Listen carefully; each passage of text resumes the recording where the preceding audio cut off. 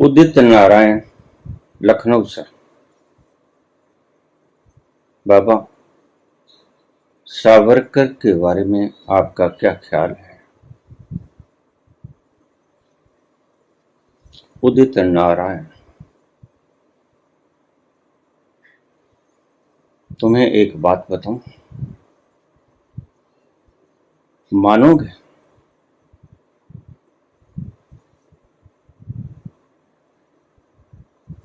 इतिहास की किताबों को जला दो,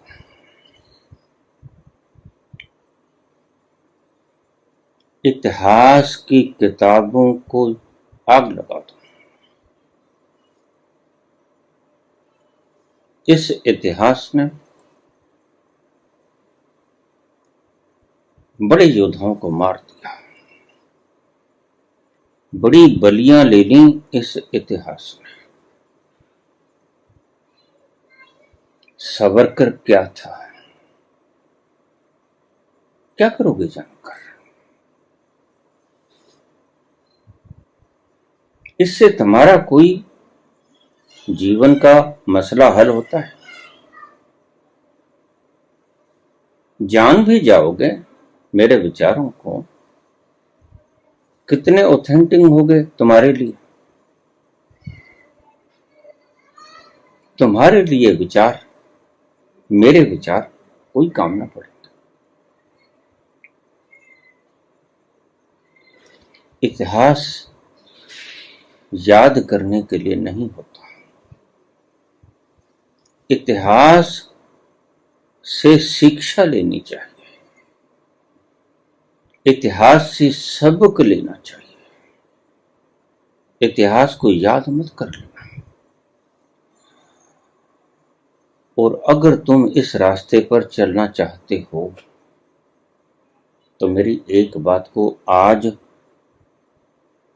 हृदय पटल पर लिख लेना। इतिहास को जला दो। इतिहास तुम्हें कुछ ना दे पाएगा। शोर शराबा, लड़ाई झगड़ा, कत्लो गारत, इन सभी से भरा पड़ा है इतिहास। इतिहास सबक लेने के लिए होता है। जैसे हमने आग में हाथ डाला था और जल गया था। आग में हाथ डालने से हाथ जल जाता है, ये सबक ले लेना इतिहास। इतिहास को याद मत रखना, ये तुम्हारे आज को विषैला कर देगा। और मैं देख रहा हूं आज बहुत से लोग इतिहास की ही बातें करते हैं। मैं तुमसे ये बोलता हूं, अगर तुमने ये मार्ग चुन लिया शांत होने का, आनंदित होने का, उस स्वर्ग में जाने का जो जीते जी तुम पा सको, उस आनंद को चखने का, उस मस्ती में डूबने का, उस खुमारी से लिपटने का अगर तुमने इजहार किया है मेरे सामने, तो मेरी इस शिक्षा को, जीवन की एक ही शिक्षा को याद रख लेना। इतिहास को जला दो, इससे कोई सरोकार न रखो। ये इतिहास को याद रखने वालों ने, कल के याद रखने वालों ने तुम्हारे आज को विकृत कर दिया है। और ध्यान रखना, तुम्हारा आज कल भविष्य में तब्दील होने वाला है। और तुम्हारे अतीत को याद कराकर तुम्हें तुम्हारे आज को वर्तमान को विषैला बनाने वाले लोगों से सावधान। इनका कोई निहित स्वार्थ होगा। क्या है, उस पचड़े में मत पड़ो। तुम किसी पचड़े में पड़ना ही मत अगर तुम इस राह पे चल पड़े कि मैं खुशहाल कैसे हो जाऊं, मैं आनंदित कैसे हो जाऊं। अगर तुम इस राह पे चल रहे, उस मस्ती को कैसे पी लूं जिसे कबीर कहते हैं कि जब एक बार मुंह को लग गई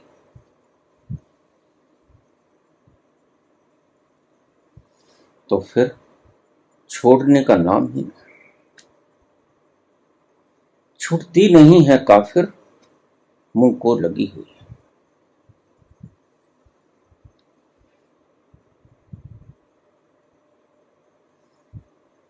और इतिहास के पन्नों को बाहर से ही मत जला देना।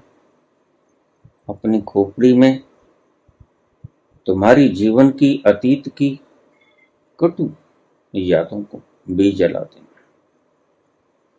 अगर जीवन में शांति चाहते हो। वैर भाव को नष्ट कर देना।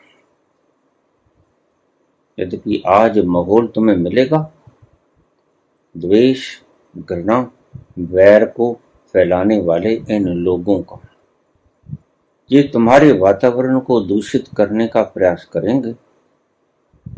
तुम उनके उलझाव में उलझना मत। यह मेरा उपदेश सदा याद रखना। और अगर तुम उनके उलझाव में उलझ गए, थोड़ा सा इन नफरती पैगाम बिखेरने वाले लोगों के माथे की तरफ पड़ी हुई सिलवटों को निहार लेना। जब ये बोलते हैं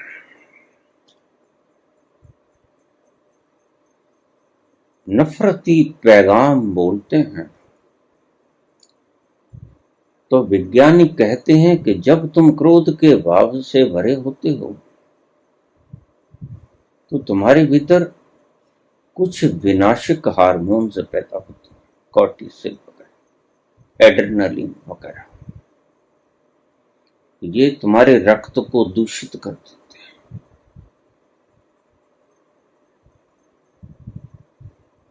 नुकसान तुम्हारा है। शेक्सपियर ने कहा है कि दुश्मन के लिए तुम खुद के दिल को इतना मत जलाओ कि गलती उसकी और इस आग में जलो तुम, दंड तुम खुद को दो। दुश्मन के व्यंग वाणों से इतना त्रस्त ना हो जाओ कि तुम अपने को ही दंड देने लगो, जबकि दंड का अधिकारी वो आदमी था जिसने तुम्हें क्रोध के वचन कहे। महात्मा बुद्ध पे थूक जाते हैं, वे अपने थूक को पोंछ लेते हैं और कहते हैं ये मैं समझ गया तुम क्या कहना चाहते हो। कुछ ऐसा है जो शब्दों में आता नहीं, कुछ और भी कहना चाहती हो बनते।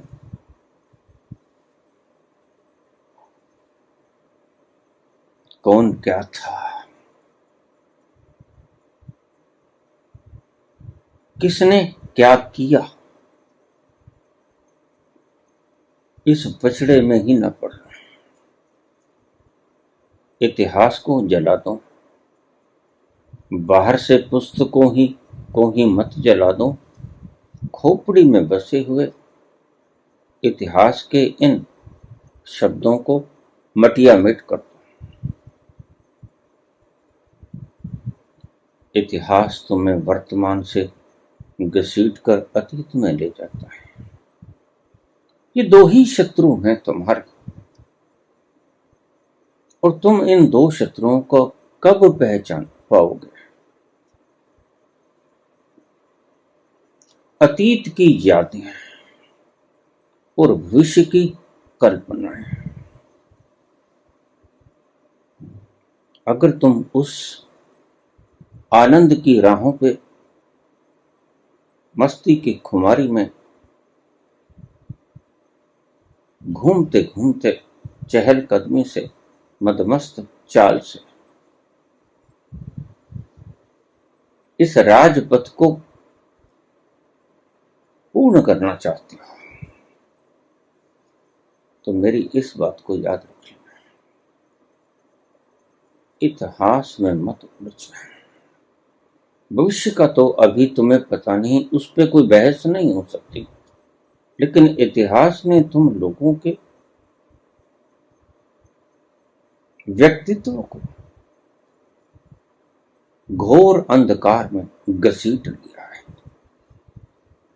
आज मानव एक नफरत की त्रासदी बनकर रह गया है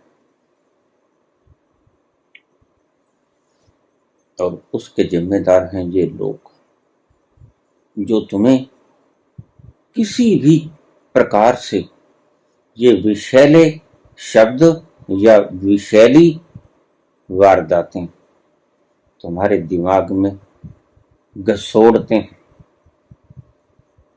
इनसे सावधान। मैंने पहले भी कहा कि इन क्रियाकलापों में इनका निहित स्वार्थ है, होगा नहीं है। इनको कुछ चाहिए तो ये खटपट कर और तुम्हें भी कुछ चाहिए और वो जो तुम्हें चाहिए वो मैं बखूबी जानता हूं कि कैसे मिलेगा। अतीत से मुक्त हो जाओ, सिर्फ अतीत से मुक्त हो जाओ। लोग कहते हैं भविष्य से भी मुक्त हो जाओ, लेकिन मैं कहता हूं सिर्फ अतीत से मुक्त हो जाओ। फिर तुम आज में ठहर जाओगे और आज से ही भविष्य बनेगा कल, क्योंकि भविष्य का तुम्हें कुछ पता नहीं। भविष्य का अभी तुम्हें कोई अंदाजा ही हो सकता है, पक्का पता नहीं हो सकता। वैसे तो तुम्हें अतीत का भी कुछ पता नहीं। ऐसे ऐसे लोग मैंने गांधी जी को गालियां निकालते देखे हैं जो कि गांधी की शहादत के बाद जन्मे थे। जिस व्यक्ति को इन्होंने अपनी आंखों से निहारा नहीं, उस व्यक्ति को गालियां निकाल रहा है। जवाहरलाल नेहरू को गालियां निकाल रहे हैं और अपनी आंखों से इन्होंने निहारा नहीं। ये इनकी साजिश है। ये कुछ चाहते हैं और अपना मतलब साधने के लिए, मंतव्य साधने के लिए तुम्हारी सारी संरचना को विषाक्त करने में जुटे हुए हैं। इनसे सावधान रहना। सावरकर क्या थे? वीर थे? नहीं थे? कायर थे? नहीं थे? तुम इससे कोई सरोकार न रखो। जो कहते हैं पता उन्हें भी नहीं, छाती कितनी ही ठोकें। मैं अक्सर एक कहानी सुनाया करता हूं अंग्रेज इतिहासज्ञ की। 1000 साल का इतिहास लिखने बैठा था, 30 साल तक लगातार लिखता रहा।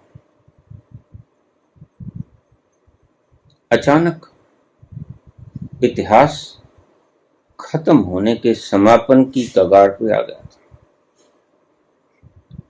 सांझ का वक्त, सूरज कुछ कुछ ढल रहा था। मकान के पिछवाड़े में थोड़ा शोर हुआ। आवाजें आई जैसे कोई व्यक्ति आपस में ऊंचे ऊंचे बातें करने लगे। ध्यान थोड़ा भंग हुआ, लेकिन फिर लिखना शुरू कर दिया। आवाजें थोड़ी ऊंची होनी शुरू हो गई, हॉर्न बजने शुरू हो गए। काफिला कारों का, व्हीकल्स का, दोपहिया तिपहिया वाहनों का।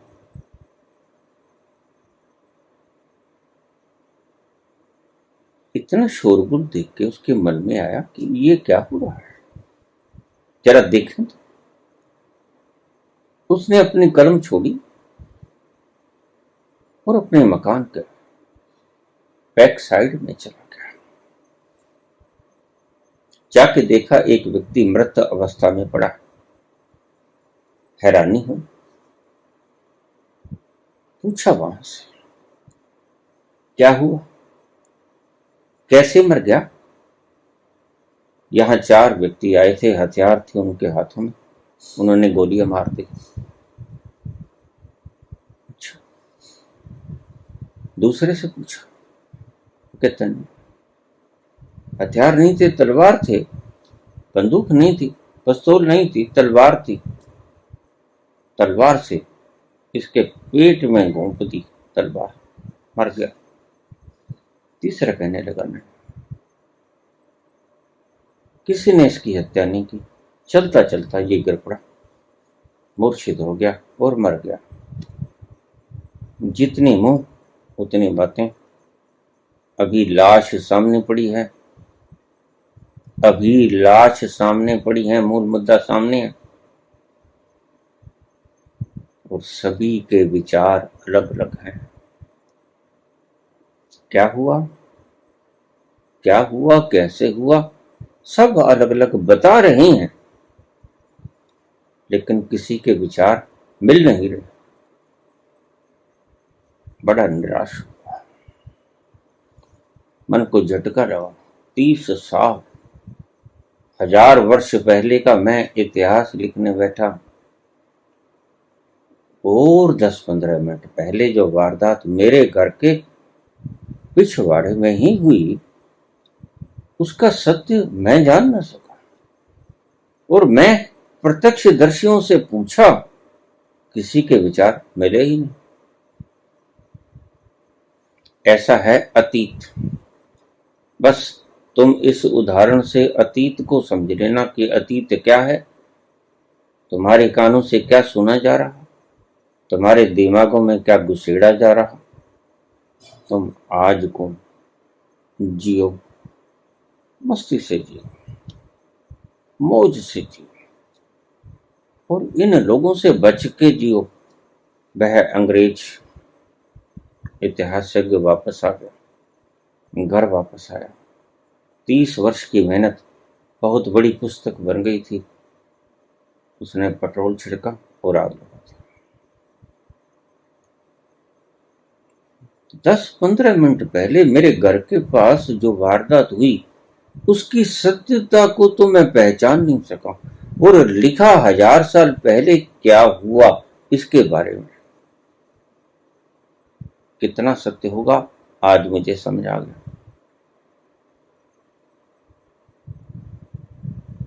इतिहास याद करने के लिए नहीं होता, इतिहास याद करने के लिए उन लोगों के लिए होता है जिनका कोई ना कोई मंतव्य होता है, राजनीतिक हो या कोई भी। इनका कुछ न कुछ स्वार्थ होगा,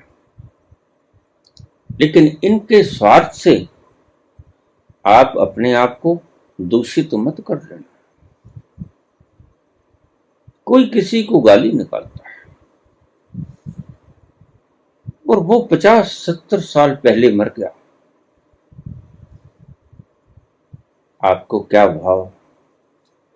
एक व्यक्ति मेरे पास आया, औरंगजेब ने बहुत से हिंदुओं को मुस्लिम बना दिया,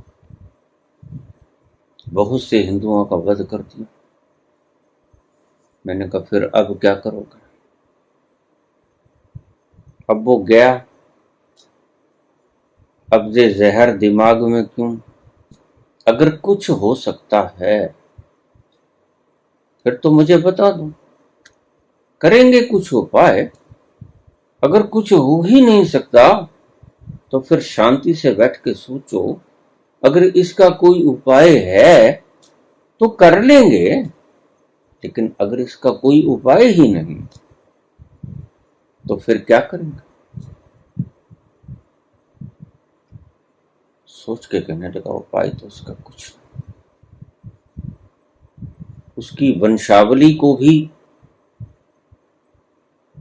अगर इसकी सजा दें तो मन कहता है कि इनका कसूर क्या है। न्याय भी कहता है हत्या पिता ने की, पुत्र को दंड का अधिकारी नहीं माना जाना चाहिए। लंका में रावण भी होते हैं, विभीषण भी होते हैं। रावण ने अपराध किया, उसका दंड विभीषण को नहीं मिलना चाहिए। क्या करोगे? इसलिए मैं कहता हूं इतिहास जलाता है। इससे पहले इतिहास तुम्हें जला दे, तुम इतिहास को जला दो। ये एक सूत्र है। उस खुमारी में प्रवेश करने का, भेद बुद्धि मिट जाएगी। किसने क्या किया, किसने क्या न किया, तुम किस राह पे चल रहे हो, अगर तुम सोचोगे 1000 साल पहले किसी ने ये किया, क्यों किया, अपनी शक्ति और अपने समय को व्यर्थ करने के अलावा कुछ निकलेगा नहीं। तुम देख लेना, इन लोगों को तो कुछ मिलता होगा। राजगद्दियां मिलती होंगी, कुछ हुक्म करने की शक्ति मिलती होगी, कुछ अधिकार मिलते होंगे, कुछ अच्छा जीवन जीने की सहूलतें मिलती होंगी, कुछ मिलता होगा। इनका वो मतलब है, इनका स्वार्थ है। लेकिन तुम्हारा स्वार्थ क्या है? उनके स्वार्थ के लिए तुम अपनी जिंदगी को बर्बाद क्यों करते हो? आपका वक्त बड़ा कीमती है,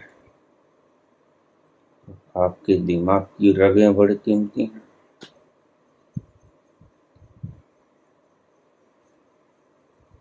क्रोध की कलुषता से, ईर्ष्या और नफरत की कलुषता से अपने आप को बचाए रखना, ये दामन पाक और साफ रखना। ये दामन पाक और साफ तभी रहेगा जब तुम औरों की बातों में आकर नफरती बीजों को अपने हृदय में प्रवेश नहीं करने दोगे। तुम इनसे बचकर, इनको तो कुछ मिलता होगा, राज करने वालों को राज मिलेगा और इन पैराकारों को कुछ मिलेगा, कुछ भत्ते मिलेंगे, कुछ शोहरत मिलेगी, कुछ गुजारा भत्ता मिलेगा, लेकिन आपको, आपके जीवन को, आपकी बुद्धि को, आपके खून को विषाक्त करने का अधिकार इनको किसने दिया? अतः इनको मत सुनना। अगर तुम इस रास्ते पे चलना चाहते हो जिसे अध्यात्म कहते हैं, जिसे परमात्मा और आत्मा कहते हैं, तो मेरी एक और सिर्फ एक बात को पल्ले बांध लेना, अतीत को जला देना।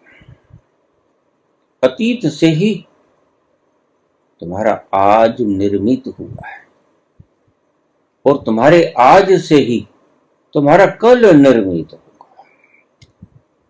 और अगर अतीत में ही तुम उलझे उलझे स्वयं के खून को विषाक्त कर लिया, उसका दंड कौन भोगेगा? आप भोगोगे। इसीलिए विलियम शेक्सपियर ने कहा कि दूसरों के गुनाह के लिए तुम क्रोध युक्त होकर अपने खून को विषाक्त करके खुद को दंड मत दो, कसूर उसका है, दंड तुम खुद को दे रहे हो। बुद्ध ने भी यही कहा, जब तुमने कसूर नहीं किया तो तुम व्यर्थ में ही दंड क्यों भुगत रहे हो? क्यों अपने खून को जहरीला बना रहे हो? खुशनुमा बने रहो। और ये कब हो सकेगा? जब तुम अतीत की किसी उलझाड़े में नहीं पड़ोगे। कौन था चला गया, तुम्हें कुछ पता भी नहीं। और ये जो बोल रहे हैं इन्हें भी कुछ पता नहीं। इनका मंतव्य मैंने पहले बताया, कुछ और होगा। कुछ पेंशन मिलती होगी, कुछ तनख्वाह मिलती होगी, कुछ इनका स्वार्थ होगा, और जो राज कर रहे हैं उनका भी कोई स्वार्थ होगा। इसलिए जो व्यक्ति आपको अतीत में घसीटने की चेष्टा करे नफरती पैगामों के द्वारा, उससे सावधान रहें। जो व्यक्ति आपको प्रेम की भाषा सिखाए, जीवों से प्रेम करो। वसुधैव कुटुंबकम, संसार के सभी प्राणी, मनुष्य नहीं, प्राणी, मानव नहीं, प्राणी मात्र, हम एक परिवार है। ऐसा जो तुम्हें कहे तो तुम्हें याद करो। सिर्फ याद करने से ही तुम्हारे मन के भीतर शांति आती चली जाएगी, तुम्हारा अंत शीतल होता चला जाएगा। इन लोगों को मत सुनो। इन लोगों को सुनते हुए थोड़ा खुद को निहारना। तुम अपने रक्त को दूषित करना, और दूषित रक्त से तुम जो कर्म करोगे वो मलिन बुद्धि से आए हुए कर्म होंगे, और निश्चित ही वो भी दूषित होंगे। इनसे परहेज रखना, इनसे दूरी बनाए रखना। तुम स्वयं की खोज में हो। कौन क्या था, होगा, हो गया होगा, लेकिन हमने खुद को खोजना है। वह अमृत का सागर, उसमें छलांग लेनी। हमने उस मय को पीना है जिसको पीने से खुमारी चढ़ जाती, जिसको पीने से आनंद ही आनंद होता है। शीतल हवाएं बहती हैं, सुगंध की बरसात होती है। हमने उस तल को छूना है। हमने जीवन को ऐसा बनाना है जिसमें कोई नफरती तत्व न, प्रेम ही प्रेम के धागे हों, प्रेम से बंधे हुए, नफरत से। सावरकर के बारे में आपके क्या विचार? जान भी लोगे तो क्या करोगे? इन पचड़ों में पड़ना ही मत। इन पचड़ों में पड़ने की कोई आवश्यकता नहीं। मैं फिर बोल दूं, अगर तुम इस रास्ते पे जिसे अध्यात्म कहते हैं उस पर चलने के शौकीन, उस पर चलने का मन बनाए बैठे हो, तो बस एक ही बात याद रखना, अतीत से सबक ले लेना। जैसे मैंने आपको बताया कि आग में हाथ डाला था, जल गया, बस यह स्मृति रखना। आग में फिर हाथ मत डालना। अतीत से सबक ही लिया जा सकता है। अतीत को खोपड़ी में बसाना एक अभिशाप है। अतीत को, अतीत की बातों को खोपड़ी में कोई जगह मत देना। इतिहास की बात हो या तुम्हारे जीवन के इतिहास की बात हो, तुमने क्या किया, अतीत में क्या किया, अगर तुम उसमें ही उलझे रहोगे, पुण्य किया, उन बातों को याद कर करके खुश होते रहोगे, पाप किया तो उन बातों को याद कर करके प्रायश्चित करते रहोगे, पुण्य किया तो खुश होते रहोगे, लेकिन तुम दोनों ही अवस्थाओं में अपने वर्तमान के आनंद को खो दोगे। और जिसने भी वर्तमान खोया उसने ये खनाजा तो जरूर भुगता कि वह अपने अंतस में तो ना उतर पाया, क्योंकि अगर अंतस में उतरने का मन बनाया, उन राहों पे चलने का जिगरा दिखाया जो रास्ते आपके लिए अनजान हैं, अज्ञात हैं, और जहां खुशी ही खुशी है, आनंद ही आनंद है, कोई चुभन नहीं, कोई कांटा नहीं। तो एक बात को याद रखना, अतीत से संबंध तोड़,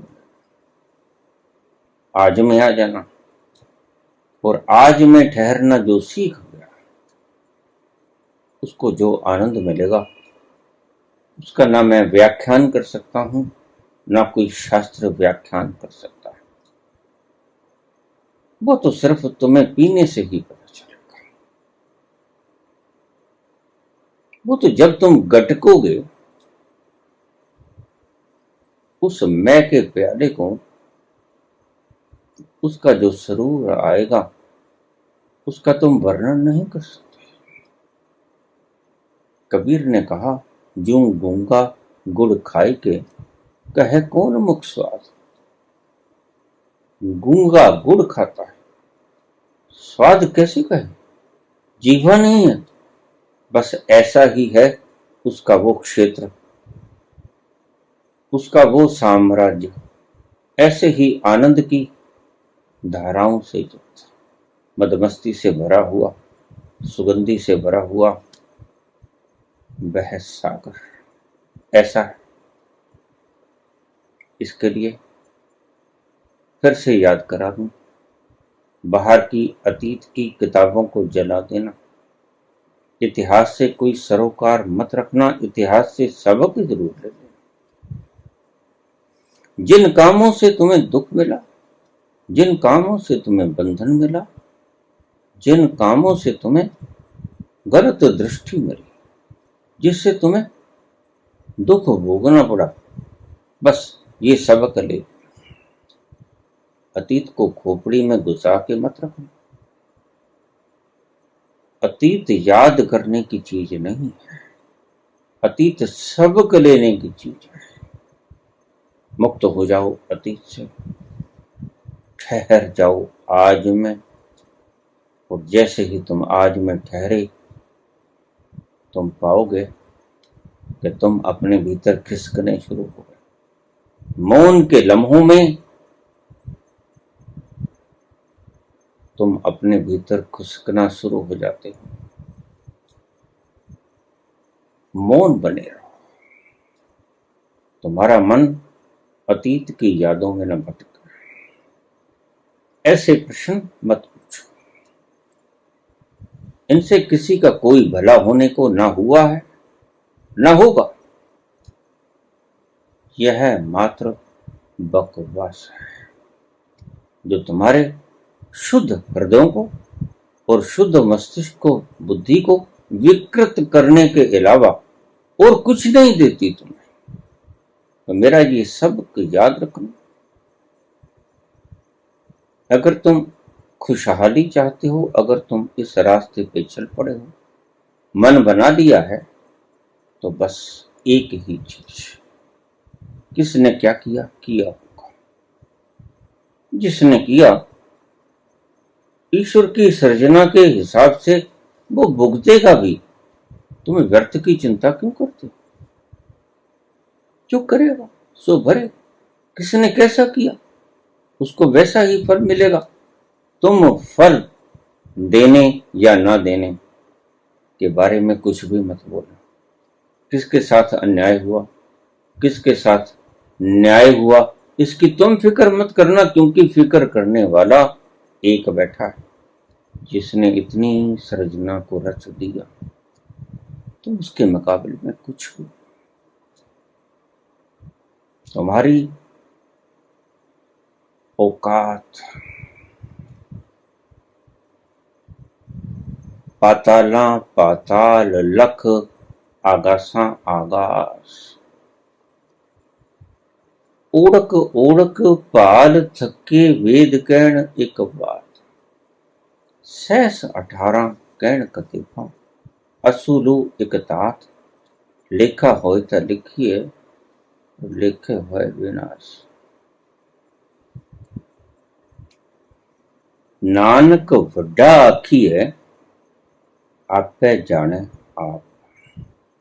तुम्हारी कोई औकात नहीं। इतनी कायनात है, इतनी सृष्टियां, और उन एक सृष्टियों में कितनी अस्तित्व की सृष्टि, और उस एक सृष्टि में कितनी गैलेक्सीज, और उन कितनी गैलेक्सीज में एक एक गैलेक्सी में कितने तारे हैं, और उन गैलेक्सियों में से एक तुम गैलेक्सी पर रह रहे हो जिसको तुमने नाम दिया मिल्की वे। और उस मिल्की वे गैलेक्सी में एक छोटा सा स्टार सूरज और 9 ग्रह, और उस सूरज और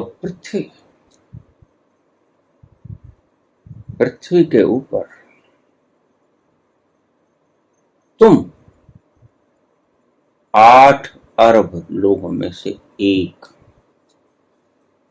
8 अरब लोगों में से एक। तो तुम्हारी औकात क्या होगी? इतने पाताल, इतने आकाश, जहां जाओ जिधर देखो उधर उसकी सृजना ही सृजना नजर आती। इसकी शुरुआत कहाँ हुई, इसका अंत कहाँ हुआ, बड़े से बड़ा वैज्ञानिक, बड़े से बड़ा मनीषी आज तक जान नहीं सका। वेद आखिर में कहते हैं न इति न इति। बोलते बहुत हैं, लेकिन फिर कहते हैं इतना नहीं है। नहीं नहीं, हम बोल नहीं सके, इतना नहीं है, इससे भी ज्यादा है। और उसमें एक छोटी सी मिल्की वे, बहुत छोटी मिल्की वे, इससे हजारों गुना बड़ी गैलेक्सीज आज वैज्ञानिकों ने खोजनी है। और इसमें एक छोटा सा तारा, अरबों अरबों तारे, उनमें से एक छोटा सा तारा, और उसमें एक छोटी सी पृथ्वी, और उसमें 8 अरब लोगों में से आप एक। अगर मैं ये कहूं एक जर्रा उठा लूं माटी का, तुम इतने हो तो वो भी गलत होगा। तुम इतने भी नहीं हो। क्या बात करते हो तुम? अपनी औकात देखो, अपनी औकात पहचानो। बाहर से तो तुम कुछ भी नहीं।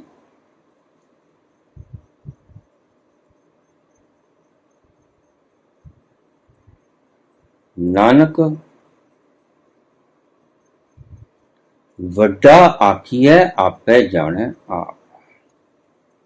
अगर तुम अपने आप को जान लोगे तभी आपको अपने वृहत आकार का पता चलेगा।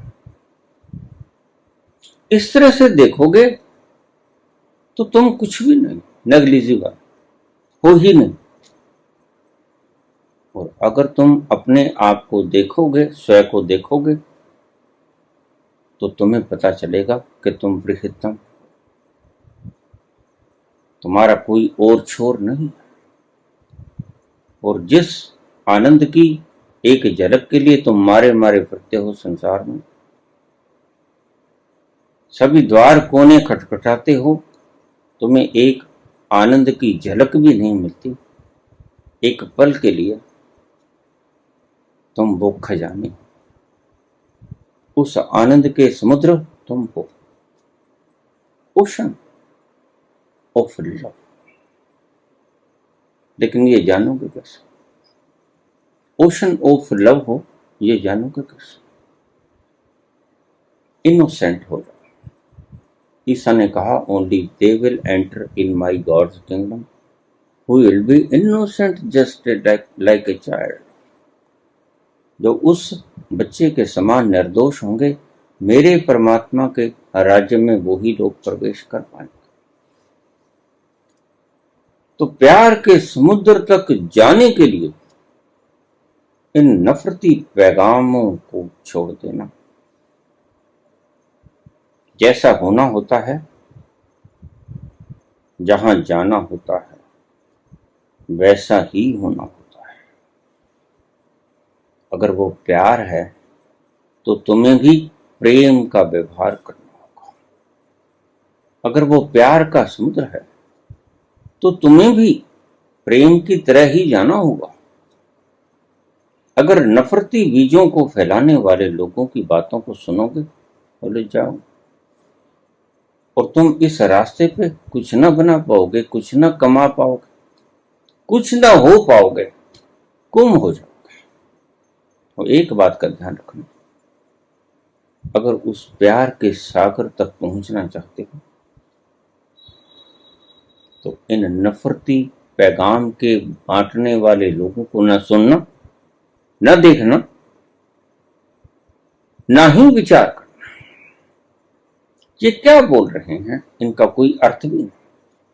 ये खुद तो खाली हाथ जाएंगे ही जाएंगे, विषैले खून के कारण। तुमको भी, हम तो डूबेंगे सनम, आपको भी संग ले डूबेंगे। इनसे बच जाओ। सावरकर कौन था? गोडसे कौन था? उसने उसको क्यों मारा, वो जाने, उनका काम था।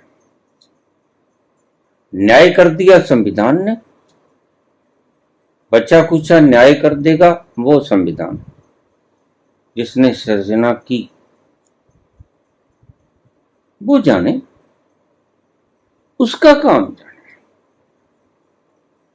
ये बड़े कामों को, न्यायकारी कामों को न्यायकारी के ऊपर ही सौंप दो। तुम इसके बीच में प्रवेश ना करो, इनको छोड़ दो।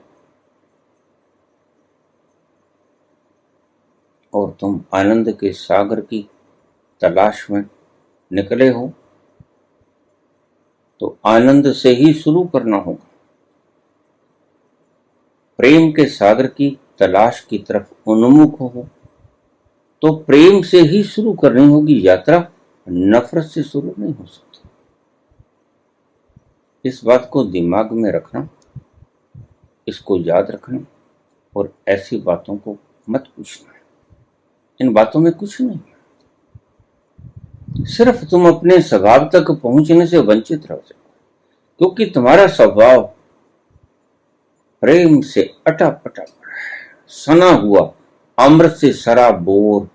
तुम ऐसे हो, तुम आनंद के सागर हो, कुमारी के सागर हो।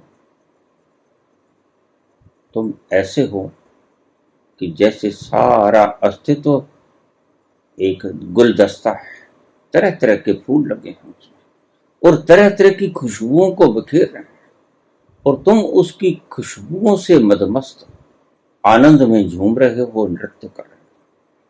अगर तुम वहां जाना चाहते हो तो ऐसी बातों से गुरेज करना, परहेज करना, तो आप जा पाओगे। अतीत से छुटकारा और वर्तमान में ठहरना, ये दो बातों को याद रखना। धन्यवाद।